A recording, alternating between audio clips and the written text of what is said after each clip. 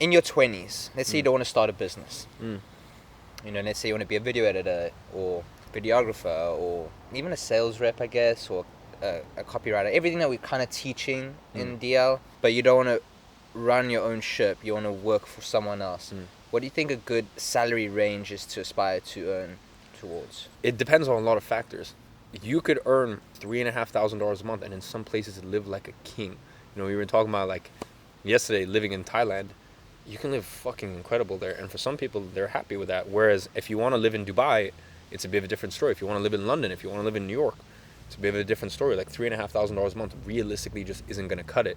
Now, the world that we're in and this online digital world, you don't need to be anywhere geographically. So because you don't need to be anywhere geographically, like why on $4,000 a month, like why stress yourself out living in some place in Europe when you could just go live in Cape Town, or you could live further east in Europe, or there's so many incredible places in the world that you could live, and your 4,000 there is like, in those places is like earning 20,000 back in your own city. Yeah. So I just think most of this conversation has to do with where do you want to live geographically. You know, even for me, there's places I could move in the world, like even moving to the countryside, I probably slash my expenses down by 90%. And also, like, even if I wanted to spend more money, I couldn't. Like, apart from a nice house and maybe a couple nice vehicles. So I think one of the easiest way to almost like increase your income is just move to a place where your income goes further. And as long as you have a career where your income is made from online, whether that be working for a company digitally, like remote, whether that being a remote sales rep, a remote copywriter, having your own business online, as long as you have that in place, which to be honest, everyone should have geographical sovereignty, optimize your lifestyle and go to the place where your money works the best for you. Basically what you're saying is just kind of like sit down with yourself and reverse engineer, your life. Yeah, in some basically. sense. I keep saying digital launchpad because obviously I'm very passionate that we worked on this project, but I still think there's a lot of jobs that people aren't aware of that you can earn quite a substantial amount of money. Yeah, definitely. Doing No, listen, there's a lot of careers that you can just slot into, like even just video editor.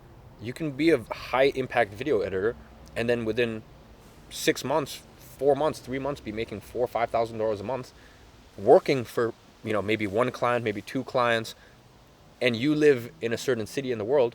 Because everyone thinks, oh, I have to make $100,000 a year, $200,000 a year, $300,000 a year, and it's like, okay, well, yeah, maybe, or like the person who's making $300,000 a year and lives in London will have the same life experience as someone who's making $50,000 a year and lives in a different city where your money goes a lot further.